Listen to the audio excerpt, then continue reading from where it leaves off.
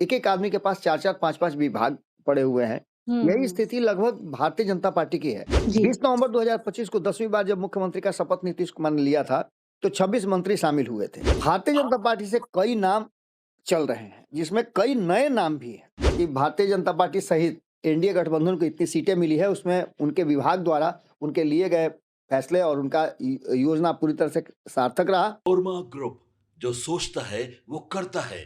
आपके अपने सपनों का आशियाना। नमस्कार, मैं हूँ शिवांगी, भारत लाइव देख रहे हैं आप।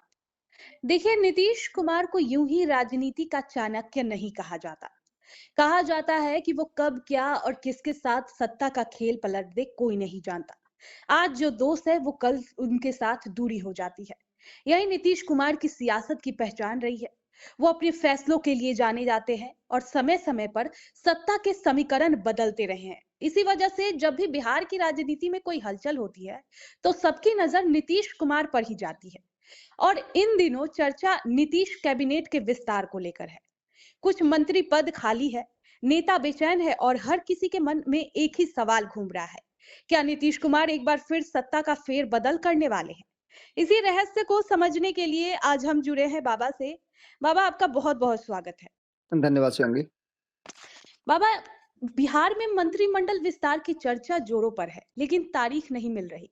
सब खरमास खरमास क्यों कर रहे हैं? क्या खरमास के बाद कोई बड़ा खेला होने वाला है? देखिए शिवांगी, हम लगातार बिहार की राजनीति को समझने की कोशिश कर रहे हैं।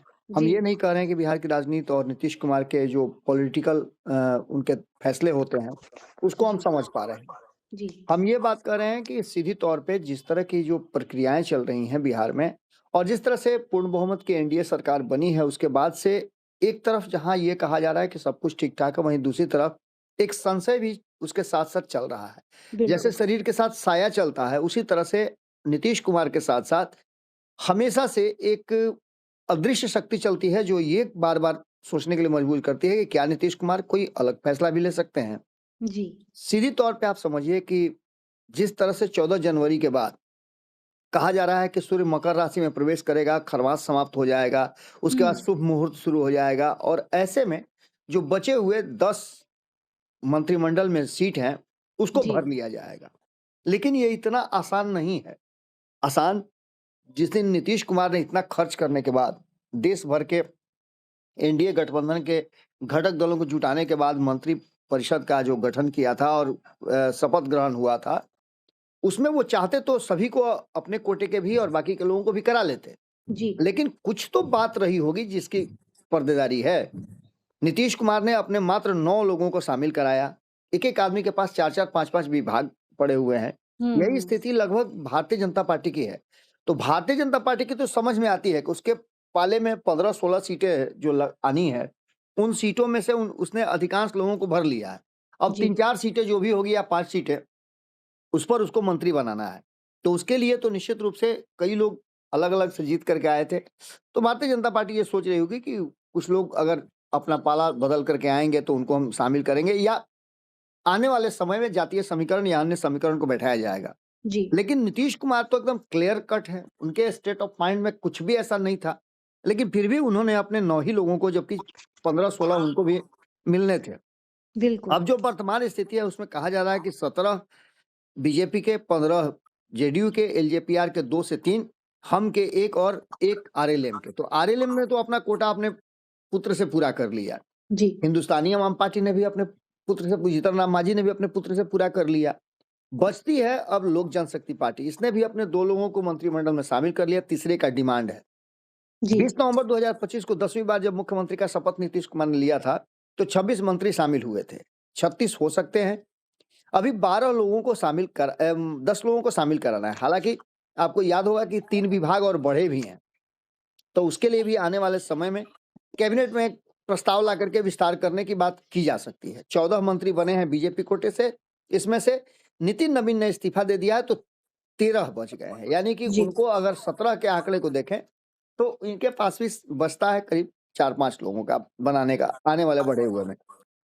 अब ऐसी स्थिति में 9 मंत्री ने शपथ ली, जेडीयू से और एलजेपी से 2, हमसे 1 और 1 आरएलएम से, जैसा कि मैंने पहले ही बताया। जी।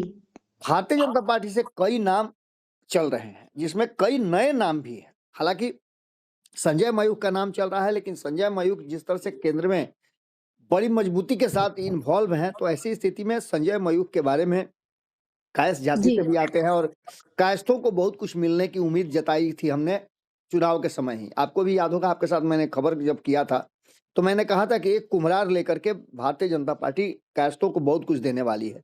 जी एक तो बिल्कुल। नितिन नवीन को राष्ट्रीय कार्यकारी अध्यक्ष बना करके कर दिया, और दूसरा ये भी कहा जा रहा है कि उनको राज्यसभा भी भेजा जाएगा। अब दिल्ली में उनके लिए आवास वगैरह सब व्यवस्था हो चुकी है। अब संजय मयूख सहित सहित कई ऐसे कायस्थ समाज के नेता हैं, जिसमें रणवीर नंदन है, यहाँ तक कि अरुण कुमार सिन्हा जिनको हटाया गया था, इस बार मौका नहीं दिया गया था, वो भी है, और भी कई कायस्थ नेता हैं जिनकी लगातार चर्चा चल रही है। जी इसके साथ साथ सबसे अधिक चर्चा जिस बात की भारतीय जनता पार्टी में चल रही है, वो है कि मिथिलांचल में नीतीश मिश्रा को मंत्री नहीं बनाने को लेकर के, और किसी भी ब्राह्मण, मैथिल ब्राह्मण को मंत्रिमंडल में शामिल नहीं लेने को लेकर के मिथिलांचल में जबरदस्त हंगामा चल रहा है। और ये हंगामा इतना बढ़ गया है कि लगातार आप देख रही होंगी कि किस तरह से पूरा का पूरा माहौल गरमाया हुआ है। अखबारों में, मीडिया में, राजनीतिक गलियारे में, सब जगह चर्चा का विषय है। जी बिल्कुल। तो वहीं एक नाम बहुत तेजी से आगे आ रहा है, संजीव चौरसिया का। संजीव चौरसिया, नीतीश मिश्रा, ये दो ऐसे, नीतीश मिश्रा तो ऑलरेडी अपने आप को प्रूव कर चुके हैं। काफी जी लंबे समय से उन्होंने राजनीति किया, और जिस विभाग को उन्होंने उनको मिला है उस पर बेहतर काम किया है। इस बार जो कहा जाता है कि भारतीय जनता पार्टी सहित एनडीए गठबंधन को इतनी सीटें मिली है, उसमें उनके विभाग द्वारा उनके लिए गए फैसले और उनका योजना पूरी तरह से सार्थक रहा। महिलाओं को 10,000 रुपया देने वाला। वहीं संजीव चौरसिया की बात करें तो लंबे समय से ये भी इंतजार कर रहे हैं, और दीघा से सबसे अधिक वोटों से जीत करके आए हैं। जी इसके अलावा रजनीश कुमार की बात करें, और भी कई लोग हैं। जनक सिंह लंबे समय से इंतजार कर रहे हैं, मिथिलेश तिवारी इंतजार कर रहे हैं। ये सभी लोग पुराने जो हैं वो भाजपा के नेता हैं, ये सभी लोग इंतजार कर रहे हैं। वहीं दूसरी तरफ अगर बात करें तो पुराने लोगों पर भरोसा कर सकते हैं नीतीश कुमार, उसकी भी चर्चा चल रही है। महेश्वर हजारी का नाम चल रहा है, नाम तो उमेश कुशवाहा का भी चल रहा है। जी जयंत राज को जैसे मुख्यमंत्री पद से हटाया गया है, उनका भी नाम चल रहा है। तो वहीं शीला कुमारी जो है, उनका भी नाम चल रहा है। परिवहन मंत्री के रूप में उन्होंने लंबा काम किया है। ये सभी बिल्कुल। बातें कहीं ना कहीं इस बात की तरफ इशारा कर रही है। तो वहीं नचिकेता मंडल का भी नाम आ रहा है। कई और नाम सामने आ रहे हैं जिसको लेकर के चर्चाएं चल रही हैं। यहाँ तक कि कुशवाहा समाज से किसको किसको बनाया जाएगा, इस बात की भी चर्चा जम करके चल रही है। लेकिन इसके साथ साथ जो सबसे बड़ी बात है वो कि क्या इन दोनों ही दलों के तरफ से मंत्री बनाए जाएंगे, या किसी और को भी मौका मिलेगा। एक मंत्री मंडल में शामिल करने का दबाव जो है वो कहीं ना कहीं लोक जनशक्ति पार्टी का भी है। तो वहीं आपको बता दें कि इसी तरह का दबाव हिंदुस्तानी आवाम पार्टी की तरफ भी है। वो तो सीधे राज्यसभा पर ही अपना दावा ठोक रहे हैं। ये सभी चीजों को कहीं ना कहीं कहा जा रहा है कि ठीक करने के लिए एनडीए गठबंधन के भीतर मंथन चल रहा है। नीतीश कुमार की दिल्ली यात्रा को भी इससे जोड़ करके देखा जा रहा है। अब इन सभी बातों को लेकर के जो तैयारियां हैं, उसमें जदयू और बीजेपी सूत्रों से की माने तो नेताओं को लंबा इंतजार नहीं करना होगा, और बजट सत्र जो है 2026-27 से पहले कैबिनेट का विस्तार हो जाएगा। जैसा कि जी आपको पता है कि फरवरी से मार्च के बीच, यानी जनवरी के अंतिम और फरवरी के शुरुआत होते ही बजट सत्र बुलाया जाएगा 26-27, और उसी बीच में मौजूदा मंत्री के कामकाज पर ज्यादा प्रेशर है, कारण कि कई लोगों के पास कई कई विभाग हैं। ऐसे में अतिरिक्त जिम्मेवारी जो इनको दी गई है, इससे इनको वरी करके और बजट सत्र के पूर्व कैबिनेट का एक्सटेंशन होगा, और इसको लेकर के चर्चाएं चल रही हैं। खरमास बीतने के बाद यह संभव है कि अगर पिछले एक्सटेंशन की तारीख का ध्यान में रखें तो 15 से 20 फरवरी के बीच में हो गया था। इस बार भी लगभग उसी का अंदाजा लगाया जा रहा है कि मंत्रिमंडल का विस्तार हो जाएगा। अब इसी को जी लेकर के पूरी चर्चा है, और दिल्ली से पटना तक की दौड़ नेता लगा रहे हैं। आपने देखा भी होगा कि नीतीश कुमार के दिल्ली से आने के बाद ये चर्चा जोरों पर थी कि किसका क्या होगा, लेकिन जी जी सबसे बड़ी बिल्कुल। बात यह है कि फैसला अंततः नीतीश कुमार को लेना है। नीतीश कुमार किस तरह से फैसले लेते हैं सबको पता है, और नीतीश मंत्रिमंडल का विस्तार में कौन आएगा और कौन बाहर जाएगा, ये भी हम्म। बातें हैं। 100 दिनों का नीतीश कुमार ने तय किया था टारगेट, उस टारगेट को कौन अचीव करता है, कौन नहीं करता है, इसका भी बहुत बड़ा एक संकेत है। हालांकि जी आपको बता दें कि राज्यसभा और विधान परिषद की जो सीटें हैं, इसको लेकर के अभी भी उखाड़ कबाड़ चल रहा है। सबसे बड़ी बात ये हो रही है कि कहा यह जा रहा है कि आपने सुना होगा कि राजद की तरफ से कई लोग आना चाहते हैं। जी जी दूसरी बिल्कुल तरफ सर। ये भी कहा जा रहा है कि एआईएमआईएम के विधायकों ने मुलाकात की है नीतीश कुमार से, तो उन पर भी निशाना है। आईपी गुप्ता को अपने गठबंधन में शामिल करने की बात हो रही है, क्योंकि राज्यसभा में जो 2-3 सीटें घट रही हैं, 5 सीट को अपने पाले में करने के लिए, उसका भी जी जुगाड़ हो रहा है। बीएसपी के एक विधायक हैं, उनको भी लाने की बात चल रही है। तो सबसे बड़ी बात जो चल रही है वो है आरएलएम के 3 जो विधायक हैं, उनको उनका क्या रुख होगा। जी अभी तक बिल्कुल तो यही कहा जा रहा है कि वो अपनी पार्टी से ही विद्रोह करके अपनी पार्टी ही जो आरएलएम है उसी को अपने पाले में रखना चाहते हैं, उसी का दावा वो ठोकना चाहते हैं। जी अब भीतर ही भीतर क्या कुछ चल रहा है, ये तो दिल्ली दरबार में पता चलेगा। हालांकि आपको बता दें कि बयान जो आ रहे हैं, उन बयानों पर उन्होंने आपत्ति भी दर्ज की है। हालांकि खुल करके ये बात बोल रहे हैं कि हाँ, तीनों विधायक में थोड़ी नाराजगी जरूर है। उस नाराजगी का मायने क्या होगा, क्या खरमास तक वो सब रुके हुए हैं और खुल करके सामने नहीं आ रहे हैं। ये भी एक बड़ा फैक्टर है कि इसीलिए भी मंत्रिमंडल के विस्तार को लेकर के कई तरह की बातें कही जा रही है। अब जी जो वर्तमान स्थिति बनी है उसमें इन सभी चीजों को देख करके एक बात तो तय माना जा रहा है कि नीतीश कुमार ने जो अपने मात्र 9 लोगों को शामिल किया था, उसमें उनके मन में जो बात थी कि एक नंबर की पार्टी बनने का, तो कहीं ऐसा ना हो कि जिन लोगों ने उनसे मुलाकात की है और जो लोग अपनी अपनी पार्टी से विद्रोह कर रहे हैं, वो सभी नीतीश कुमार के संपर्क में हो। हालांकि भीतर ही भीतर ये बात कही जा रही है कि जिसको आना है उसको रोकेंगे भी नहीं और किसी को बुलाने भी नहीं जाएंगे। यानी सीधी तौर पे नीतीश कुमार क्या फैसला लेते हैं, ये देखना बड़ा दिलचस्प होगा। वहीं विपक्ष जो है कुछ अलग ही कहानी कह रहा है। एक तरफ मंत्रिमंडल विस्तार की बात की जा रही है, कौन आएगा कौन जाएगा मंत्रिमंडल में, तो दूसरी तरफ एक बात विपक्ष जो बार बार कह रहा है कि नीतीश जी कुमार कोई बड़ा फैसला ले सकते हैं जिसमें मंत्रिमंडल विस्तार नहीं बल्कि सरकार ही स्विच कर जाएगी। अब जी देखना दिलचस्प ये होगा कि क्या कुछ निकल के सामने आता है, क्योंकि जी नेता प्रतिपक्ष तो है नहीं, उनकी जी पार्टी के बिल्कुल भीतर भी गहमा-गहमी है। खास करके मंगनीलाल मंडल को लेकर के सवाल खड़े किए जा रहे हैं। जिस तरह से हार हुई है उसका भी ठीकरा जो है फोड़ा जा रहा है मंगनीलाल मंडल पर। किसी न किसी को बलि का बकरा तो बनना ही है। ऐसे में जी देखना होगा कि क्या कुछ निकल के सामने आता है और सबसे बड़ी बात कि नीतीश का फैसला क्या होता है। क्या होता इसी है पर जी सब बिल्कुल कुछ टिका हुआ है। बिल्कुल बाबा। बाबा जिस तरीके से एनडीए के अंदर खटपट चल रही है, एक तरफ जीतनराम मांझी है जो विवादास्पद बयान दे रहे हैं, उपेंद्र कुशवाहा के विधायक भी नाराज चल रहे थे और चिराग पासवान भी राज्यसभा सीट को लेकर उनके अंदर भी कुछ खटपट देखी जा रही है। तो क्या नीतीश कुमार का ये जो कैबिनेट विस्तार है गठबंधन को मजबूत करेगा या फिर अंदर की राजनीति और खुलकर सामने आएगी? शिवांगी, आपने जितनी भी बातें कही ना, अगर जी इसमें किसी भी तरह की बात, इसमें से कोई भी बात, मैं किसी जी सभी बातों की बात नहीं कर रहा हूं। मैंने एक भी बात अगर इसमें गठबंधन के भीतर अगर नहीं सुलझती है, तो आप बिल्कुल ये मान के चलिए कि इस मंत्रिमंडल विस्तार का कोई मायने नहीं है।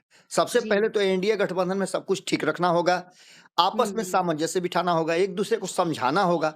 हालांकि नीतीश कुमार और जदयू और दूसरी तरफ भारतीय जनता पार्टी, अगर ये दोनों एक साथ हैं तो किसी की जरूरत इनको नहीं है। लेकिन अगर कोई भी ऐसी बात होती है या नीतीश कुमार के मन में किस तरह का संशय होता है, तो ऐसी स्थिति में एक बात तो साफ मान के चलिए कि एनडीए के भीतर इस मंत्रिमंडल विस्तार को लेकर जो चर्चाएं चल रही हैं उसमें अगर लोगों को बहुत कुछ नहीं मिलता है या एडजस्टमेंट नहीं होता है एमएलसी की जी सीट को लेकर के, राज्यसभा की सीट को, जिसकी मैंने चर्चा पहले ही कर दी कि इस पर भी सबका नजर है। जो छोटी पार्टियां हैं, जिन लोगों के पास कम भी है, वो भी चाह रहे हैं कि हमको ये सब कुछ मिले। लेकिन इसके मिलने और नहीं मिलने का जो सबसे बड़ा मामला है वो जाकर के वहीं अटक जाता है कि कैसे इसको सुलझाया जाए। तो इसको सुलझाने का रास्ता एक मंत्रिमंडल का विस्तार से भी हो सकता है। उसको जोड़ जी करके भी देखा जा सकता है कि मंत्रिमंडल विस्तार में कुछ दे करके राज्यसभा और बाकी की चीजों को अपने पास रखा जाए। जी निश्चित रूप से भारतीय जनता पार्टी और जदयू ये दोनों इस बात पर विचार कर ही रही होगी, सोच रही होगी। जी बाबा इसमें जातीय समीकरण को भी साधने की कोशिश की जाएगी क्या? निश्चित रूप से आपको पता है कि मैंने बताया ही कि एक तरफ मिथिलांचल में जबरदस्त चल रहा है कि मैथिली ब्राह्मण को इस बार नहीं रखा गया, उसको लेकर के ब्राह्मण समाज जो है लगातार विद्रोह कर रहा है और सरकार को घेरने की कोशिश कर रहा है, नीतीश कुमार को, भाजपा को घेरने की कोशिश कर रहा है। तो वही जातीय समीकरण में भी जो जातियां छूट गई हैं उनका भी चल रहा है कि उनको कैसे उसमें एडजस्ट किया जाए। यानी जी 10 सीटें जो बची हुई है उसमें जातीय समीकरण को भी ध्यान में रखा जाएगा, महिलाओं को भी ध्यान में रखा जाएगा। ये भी बातें हैं, अगर मंत्रिमंडल का विस्तार होता है तो ये सभी चीजों का ध्यान में रखना होगा। लेकिन सबसे बड़ी बात है कि मंत्रिमंडल विस्तार से पहले एनडीए गठबंधन के भीतर जो ज्वार भाटा उठा हुआ है उसे शांत करना होगा। कैसे शांत करेंगे नीतीश कुमार और भारतीय जनता पार्टी, ये देखना दिलचस्प होगा। जी नीतीश कुमार पिछले फैसले देखे उनके तो वो अचानक चाल चलते हैं, तो क्या इस बार भी कैबिनेट विस्तार के बहाने कोई बड़ा राजनीतिक संदेश दिया जा सकता है? निश्चित रूप से शिवांगी, मैं शुरू से ही आप बताता आ रहा हूं कि नीतीश कुमार ने एक बहुत बड़ी चाल चली है और चाल तो उन्होंने डे वन से ही चलना शुरू कर दिया है। जिस दिन गांधी मैदान में मंत्रिमंडल का विस्तार हो रहा था, मैंने उस समय भी कहा था और आज भी मैं उस पर टिका हुआ हूं कि जी उन्होंने अपने कोटे के 1-2 सीटें, जैसे भाजपा ने रोक लिया था, 1-2 सीटें रोक सकते थे, लेकिन उन्होंने 9 ही को क्यों शामिल कराया?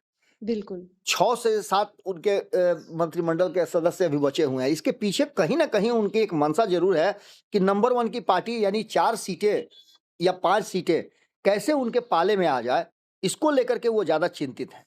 अब जी देखना दिलचस्प ये होगा कि 1 नंबर की पार्टी बन करके वो मंत्रिमंडल में विस्तार करते हैं या फिर वो इसमें सफल नहीं होते हैं। लेकिन कुछ तो बात है जिसकी पर्देदारी है और नीतीश कुमार उसको धीरे-धीरे करके अपने पाले में करना चाहते हैं। जी बहुत बहुत शुक्रिया बाबा आपका।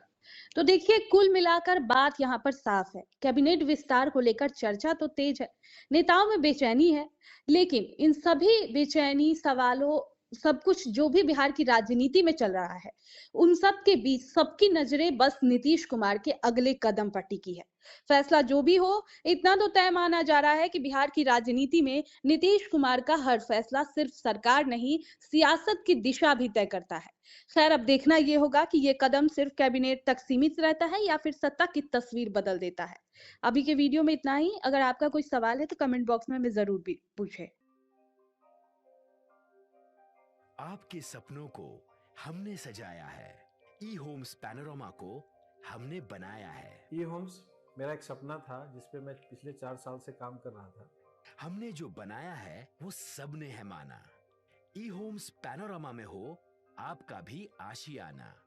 और फाइनली हमने 2021 में इस प्रोजेक्ट को लॉन्च किया। बहुत लोग अप्रिशिएट कर रहे हैं कि पूर्णिया जैसे शहर में, बिहार के, एक तो बिहार की बात करें उसमें भी पूर्णिया जैसे छोटे जगह में इस तरह का लाइफस्टाइल देना, ये सुन के हम लोगों को बहुत अच्छा लगता है। ई होम्स में हमने कुछ और भी किया है, जैसे हम जिस जगह में रह रहे हैं हमारे फैमिली सिक्योर हो, उनको सिक्योरिटी का ध्यान में रखा है।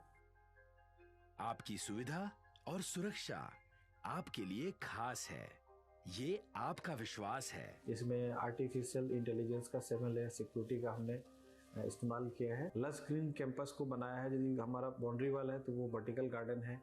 ये जितनी भी फैसिलिटी होता है एक इंटरनेशनल टाउनशिप में ई होम्स है, ये हम लोग विश्वास नहीं कर पा रहे हैं। जो भी हमारे मित्र दोस्त या जो भी हमारे बाहर के बाहर आते हैं तो हम लोगों को बहुत अच्छा सुनने को मिलता है और बहुत अच्छा क्रेडिट मिल रहा है। वो सारा हमने सिर्फ एक बिल्डिंग नहीं बनाया, हमें एक बहुत अच्छा लाइफस्टाइल दिया ई होम्स में, और मेरा एक सपना था जिसको मैं आज फुलफिल होते हुए देख रहा हूँ।